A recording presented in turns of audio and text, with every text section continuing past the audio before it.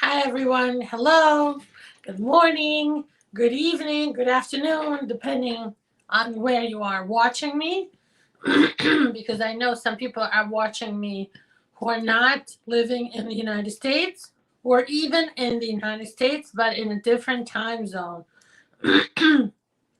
it's uh, it's 9 a.m. here in New York, New Jersey area, and I'm coming to you live with weekly immigration news. Doing it on Monday because Friday I had a family thing that I had to be there for, and for my mom, and I couldn't be here.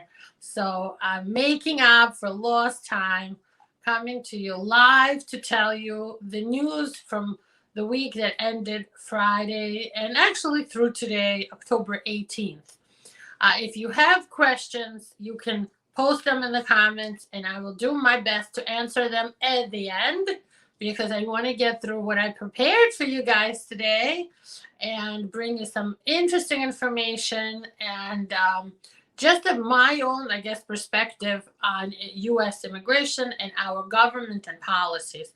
I'm going to tell you right now that even though I respect a lot of what the Biden administration has tried to do in the beginning of his presidency, I am going to criticize it and I'm going to show you some of this hypocrisy that's going on. But I'm gonna discuss that later.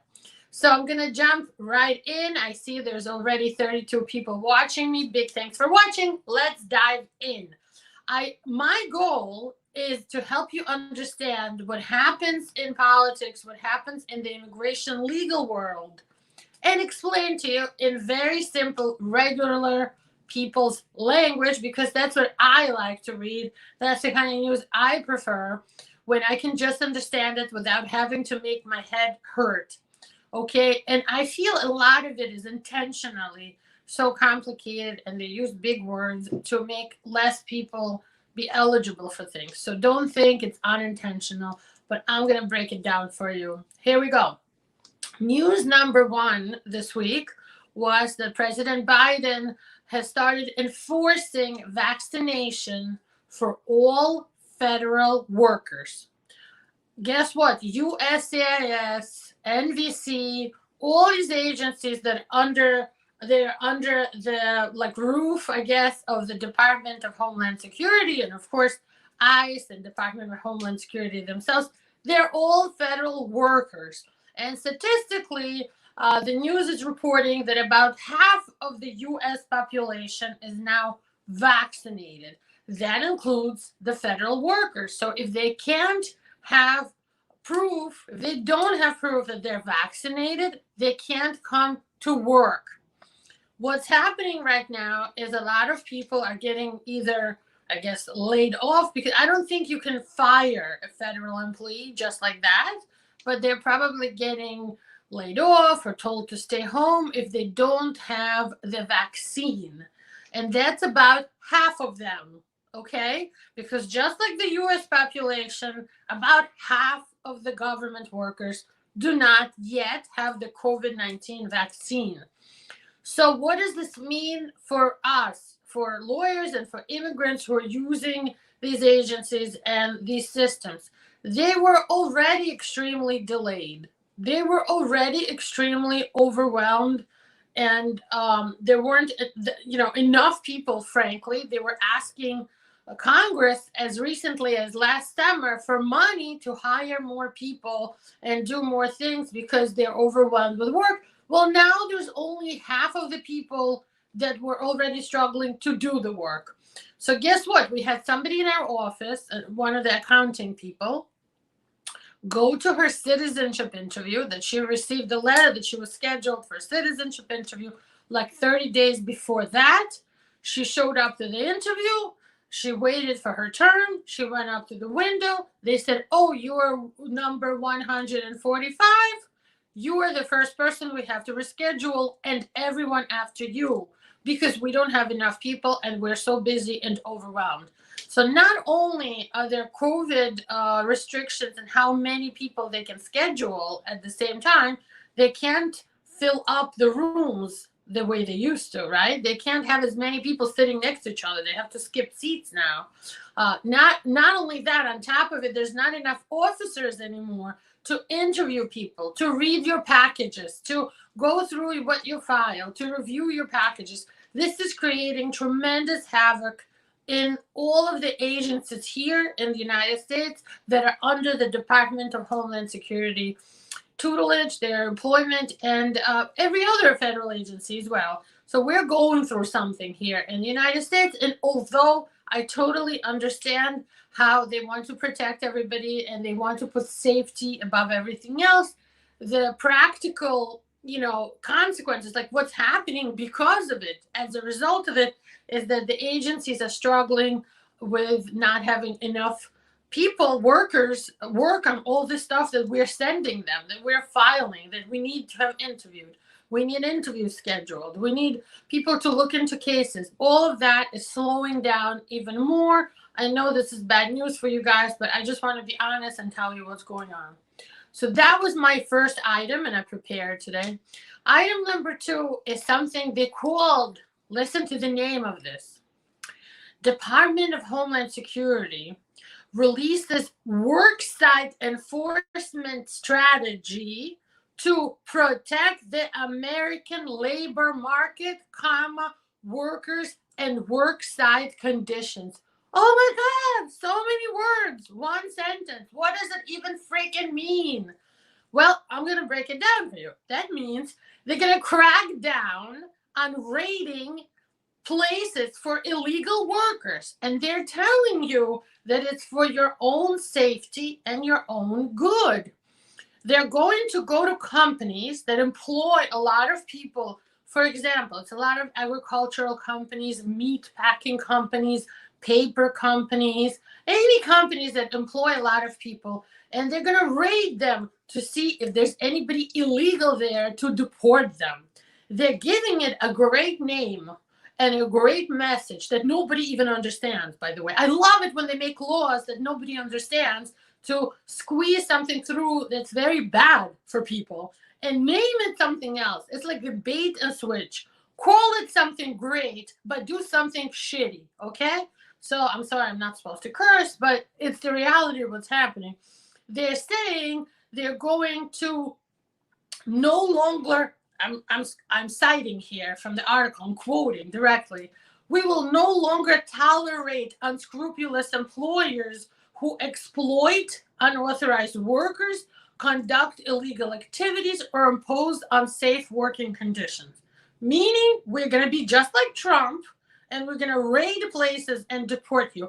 By the way, little known fact, under the Obama administration, the biggest amount of people were deported from the United States. Not like Bush, not Clinton, Obama, okay, that everybody thought was so great for immigration. Why am I saying this? I have nothing against Biden or Obama personally, nothing.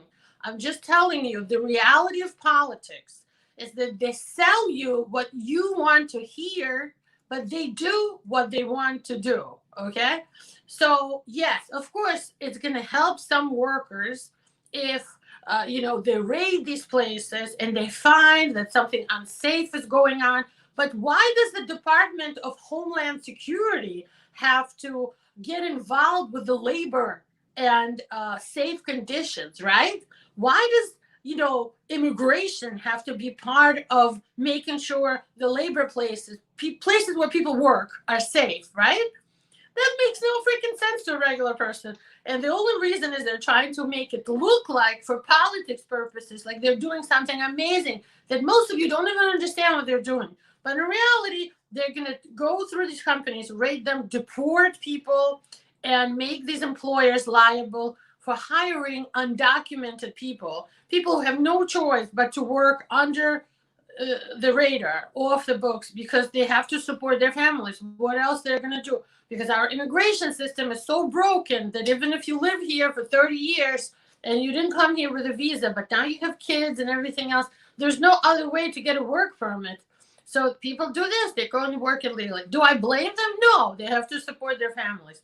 But yes, I understand what they're saying, that they're going to listen, again, I'm quoting here. They're going to facilitate the participation of vulnerable workers in labor standards investigations. What does that even mean? I don't understand what it means. And that's a bad thing for you guys. Because if I don't understand what it means, it's really hard. I mean, I'm joking. Of course I understand what it means. But they're basically using big words to cover up that now immigration is going to do more raids. And even though they said we're going to be the opposite of Trump, here the Biden administration is going to come in and do all these wonderful things, not like Trump. They're doing this just like Trump. Guess what? I have another news item that tells you they're doing things just like Trump. And that's that they filed a court action on Friday to say they're bringing back Trump's stay in Mexico asylum law. What does that mean? Everybody who comes to the border and asks for asylum, under Trump, he created a law that said they had to go back to Mexico and wait there. They're not going to let them inside the United States. Wait in Mexico for your asylum case to be processed and you to be interviewed and so on. And the Biden administration, as soon as they come in and as soon as Alexander Mayorkas, the new head of DHS, came in, they said, okay, we're getting rid of this terrible program. People filing for asylum should be waiting in the United States. What happened was something people are calling a border crisis. So many people rushed to the border and asked for asylum and did anything and everything, including kids without parents, to just get on American soil because they knew they were going to be released into the United States and be able to stay here, right, for some of them forever. They rushed the border and it created a border crisis. So many people were at the border, there weren't enough federal workers to deal with this. Now, bring in this whole thing with them being unvaccinated, half of them unvaccinated and not able to work right now. There's no way they can handle this border crisis. So they brought back the thing that Trump came up with, the wait in Mexico rule. Okay, so that means that whoever comes to the border and applies for asylum says, I want to be allowed in, I want to be called a refugee. They're told, okay, just wait here in Mexico. And what they're waiting for now is for the Mexican government to agree to this, because it's not like they asked to do this. The Mexican government didn't invite all these people over, you know. But of course, the American Civil Liberties Union, this is the biggest human rights organization in the United States, says they're so upset. They're so appalled by this. They said, look, DHS made an official policy this summer that they were never going to bring this back, and now they're bringing it back. So here we go, hypocrisy at its best. And again, like, I'm not blaming the government. I understand that they think they're doing their best, but the funny thing is they got voted in on these promises to undo all the crap that Trump created. And the only difference between Trump and Biden is that Trump did it openly, notoriously, as we say. Like, you know, he just said it, he did it, and he was like just out there doing it, and people hated him for it, right? Including myself. And then Biden says, I'm going to do such different things, so differently. I'm going to come in and I'm going to change everything. And now they're doing exactly the same thing that Trump allowed them to do, but they're calling it something else. So that's your government at work. And I want you to understand, even though I think America is one of the best countries in the world, it's my home, I love it, but I just want you to understand that hypocrisy at every level, and just be aware of it, you know? Okay, and the final thing that I wanted to talk about is good news for the state of New York, where I live.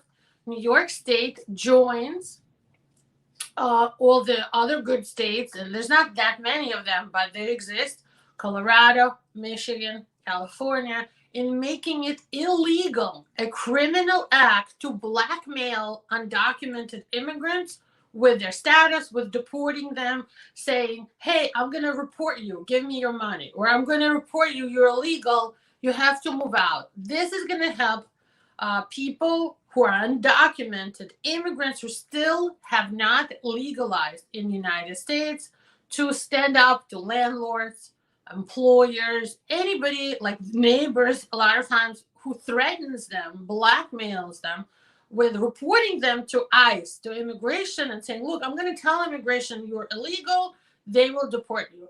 It has now been made part of our New York State criminal laws, criminal statutes, in the categories of what's defined, what's called extortion and coercion. So it's become criminal. And by the way, for people who are going to be filing for VAWA petitions, that's a lot of the work that we do, and that's legalizing an abusive bad marriage to a United States citizen or a green card holder. If the person is blackmailing you with your still illegal status, they're a criminal just because of that. And that was defined now by our new governor, and it was made into a law, a real law, a criminal law. So this is great news. Okay, so that's pretty much the news items I wanted to discuss. I'm going to tell you an interesting story of what we worked on this week, a good case.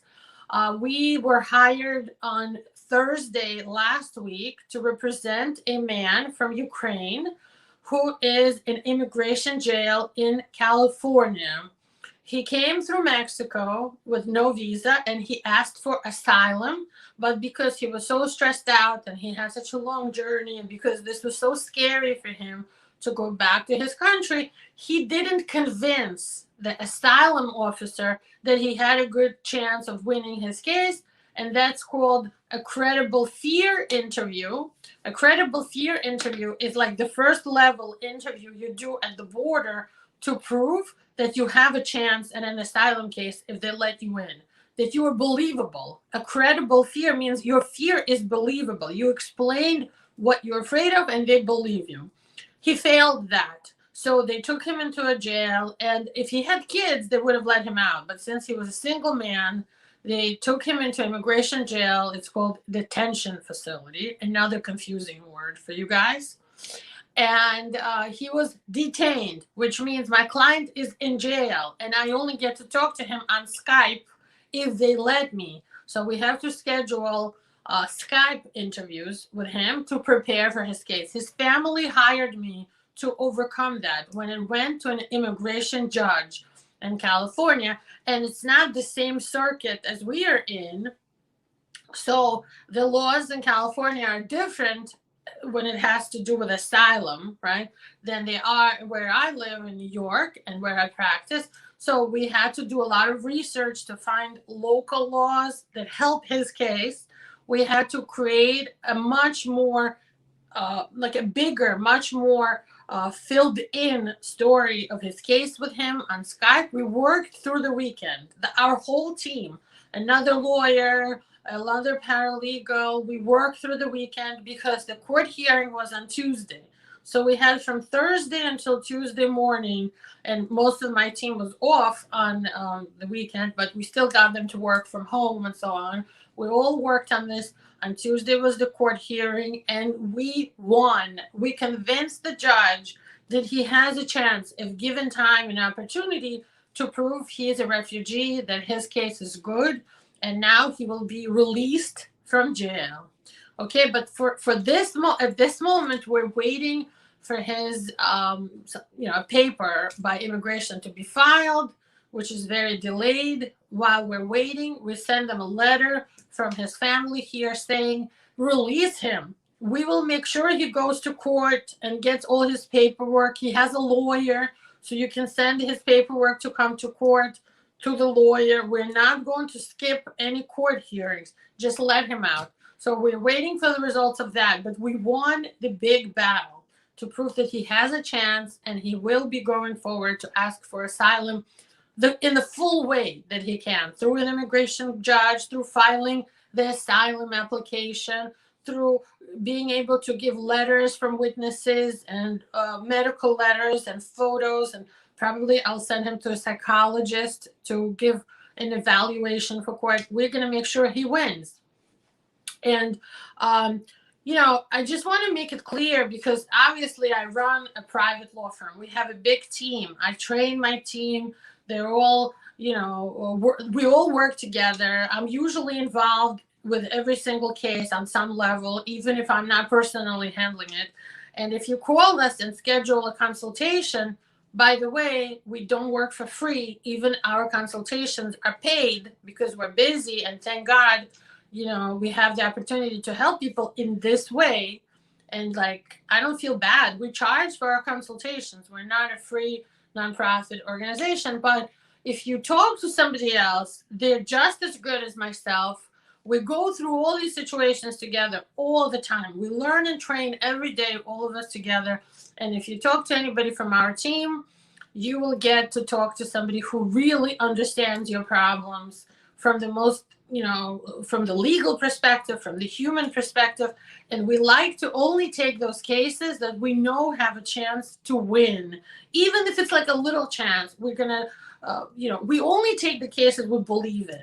Because if I don't think you're going to win, I'm really not that interested in doing it, because I'm a competitive person. My team is like that too. I train them to be that way. We want to win. We work for money, yes, but we want to win your case.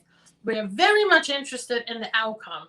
I don't work just to get some forms out there and to, just file some application for you. I work to win your case. I want to see your green card. I want to see a picture of you if you live in another state with your green card. If you live here, come to my office. I want to take a picture with you and your green card. I want to have that moment in my life to remember, in the life of our teams to remember, because your lives become part of our lives. This is why I do what I do. And this is why I do the show, because I want you guys to understand everyone who has a good chance deserves that chance to legalize in the United States. And by the way, subscribe to our channel, like this video, join our community, because there will be more videos like this if I see good feedback that you guys are interested. The last thing I wanted to mention before I get to the questions is how to apply for U.S. citizenship. I could probably do like a whole show about that. But basically, if you're here as somebody who has their green card through asylum or a family petition, most of the time you wait 5 years, and they give you an opportunity to apply 3 months before the 5th anniversary of your green card. You look at your green card, there's a date on the bottom that says your resident since the date. You add 5 years, and if you take 90 days back, that's when you can apply for your U.S. citizenship. They call it naturalization. Some people who were kids when they got their green cards and their parents became U.S. citizens are already citizens automatically, even if they don't yet have a passport. So we apply for them for something else.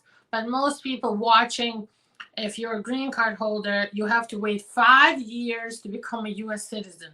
There's an exception to that, which means less than 5 years, 3 years for people who got their green card through marriage and they're with the same U.S. citizen spouse for 3 years. In that case, you can apply after 2 years and 9 months. Again, the 3-year anniversary, subtract 90 days, you can apply.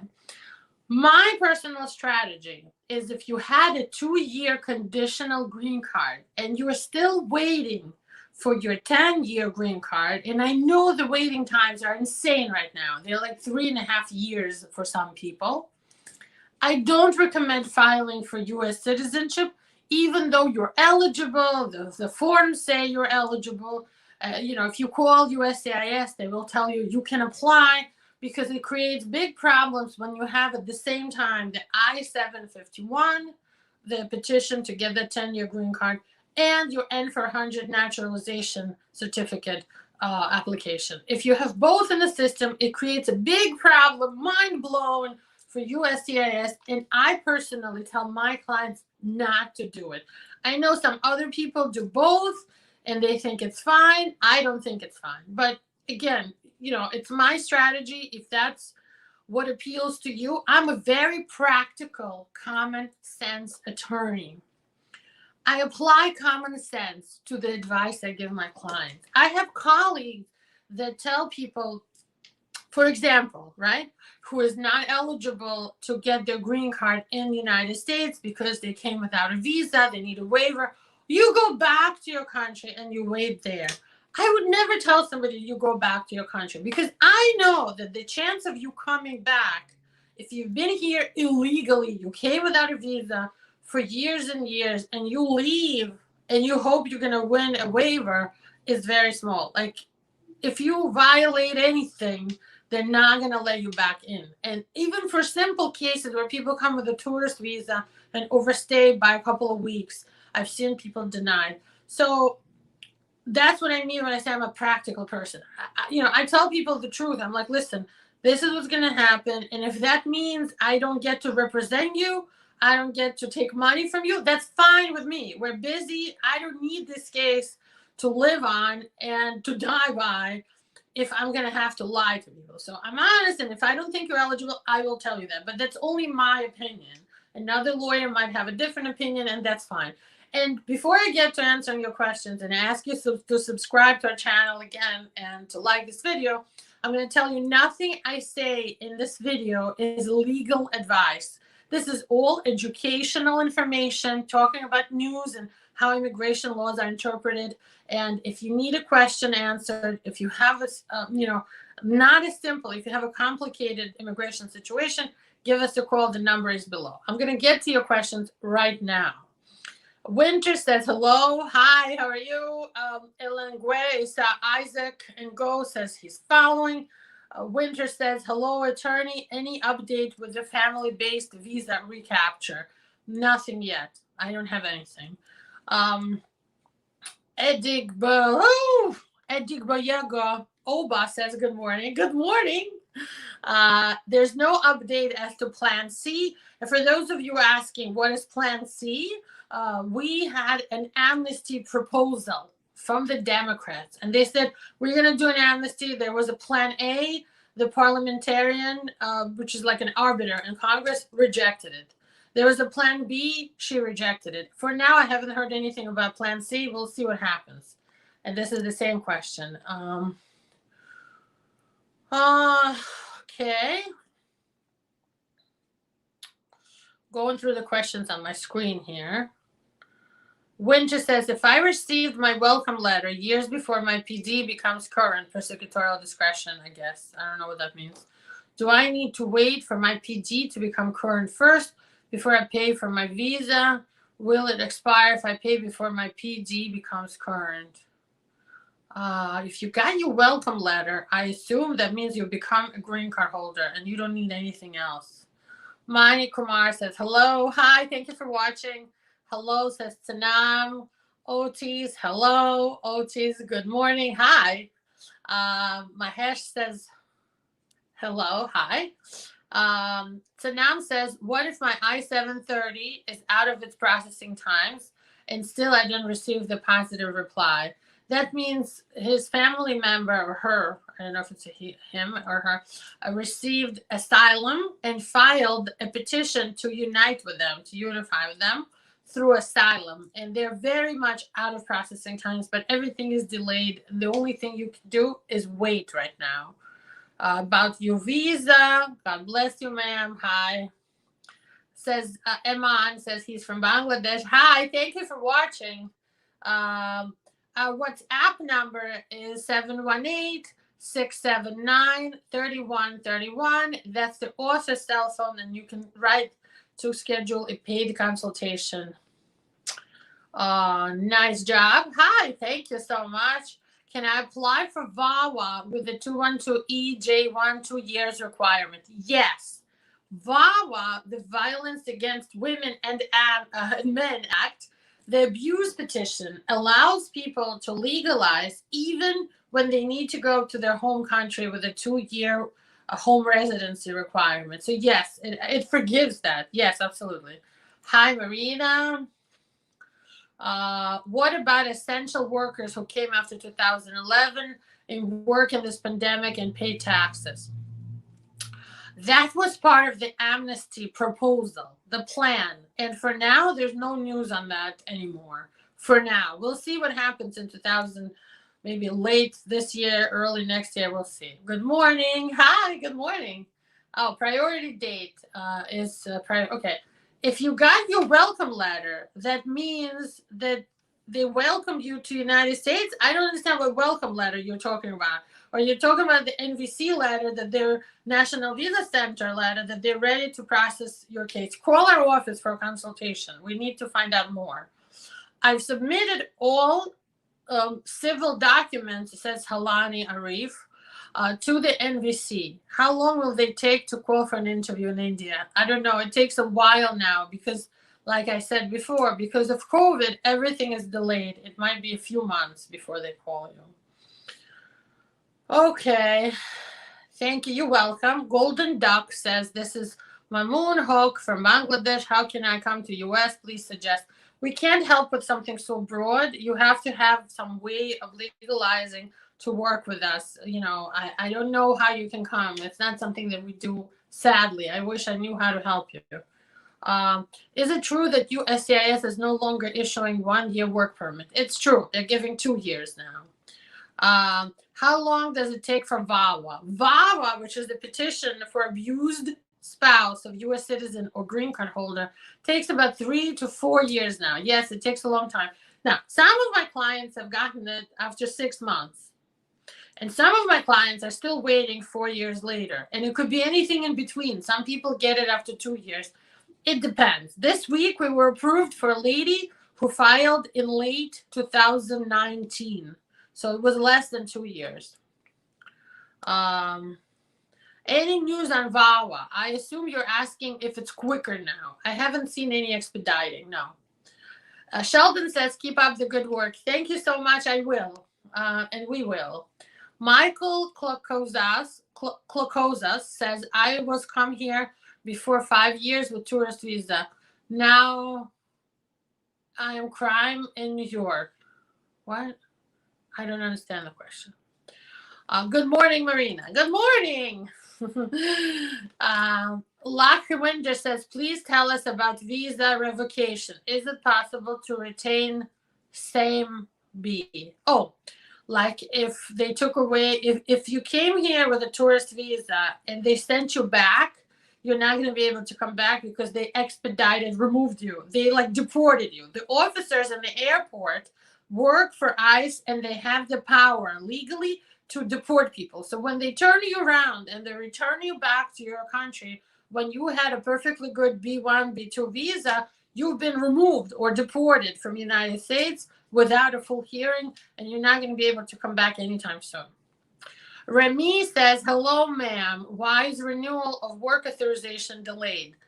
I don't know if you've been paying attention. We all live in the same world. So we all are dealing with COVID. USCIS is no exception. We are all human beings. We live on the same planet. We don't have another planet. It's not like USCIS lives somewhere else where you don't live. So we're all delayed because of COVID.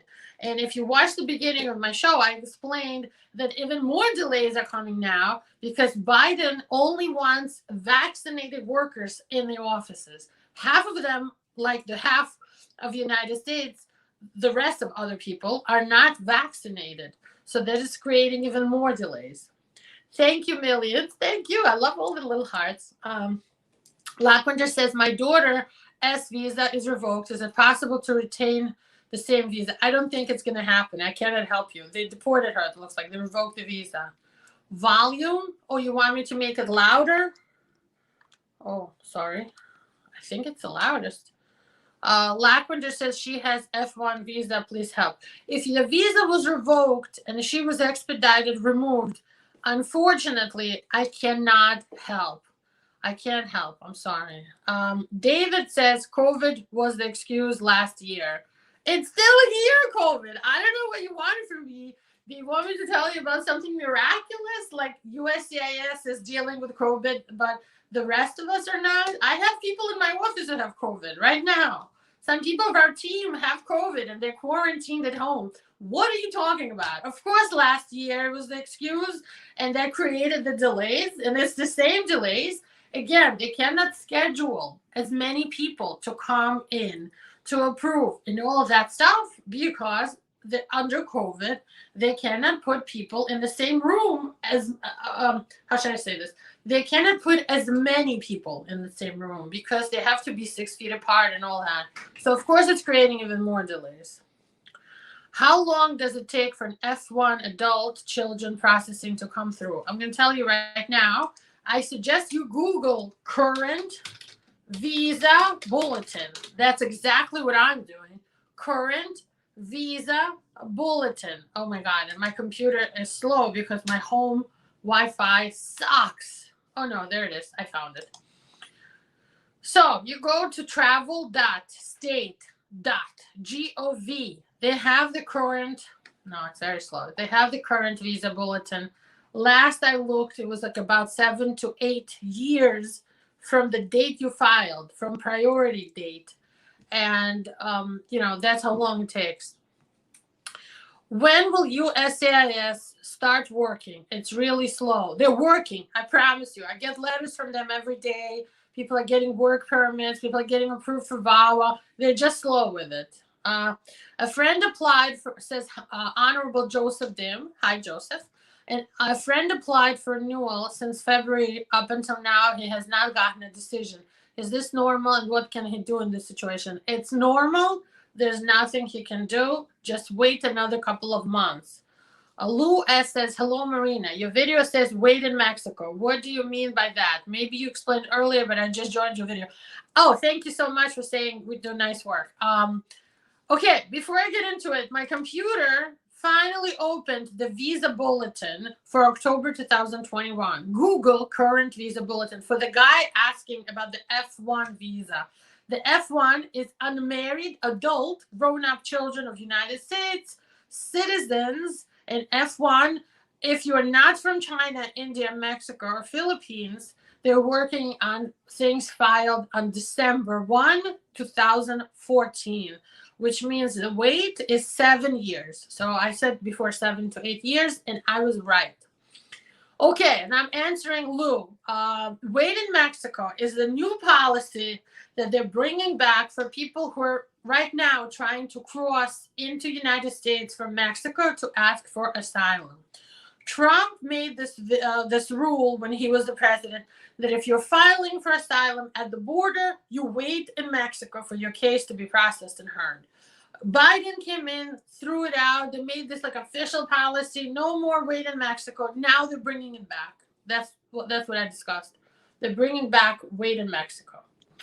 Mamoon says, if I come to U.S. with a visa, with a visit visa, and don't go back to own country and do overstay, what can you help me with a green card, please? Just like that, nothing. So if you get married to a U.S. citizen, we can help you. If you've been here less than 1 year and you have a reason to be afraid to return to your country and become a refugee, we can help you. Other than that, not much. Like Wanda says, is it possible to rescind? Okay, I already said I cannot help you. I'm sorry. Otis says, thank you very much. You're welcome. Thanks for the answer. You're welcome. And Michael says, I'm here with tourist visa. What can I do? Asylum or marry U.S. citizen. If you're still in status, there's some work visas that are available for you. Give us a call for your consultation. This is it. Okay, guys, today's show is ending. Thank you so much for watching. I ask you to become a subscriber if you're interested in more shows like this. This way you'll get the notification when we're doing the next one. I'm going to do my best to do a Friday show too this week. So you get two times live this week for us. I hope you give us a call if you have a really complicated immigration situation. We work with abuse cases, asylum cases, family petitions, waivers, all that good stuff. And we only take the cases that we believe in. So there's not a guarantee that we'll even take your case. But if we do, we're going to do our best, our whole team, to make sure you win. I hope you guys have a great week and enjoy your week and do your best with what you have going on this week, because I'm about to go to my office and dive right into all our cases that we have going on right now. And I wish for everyone to be healthy and safe, and see you later. Bye-bye.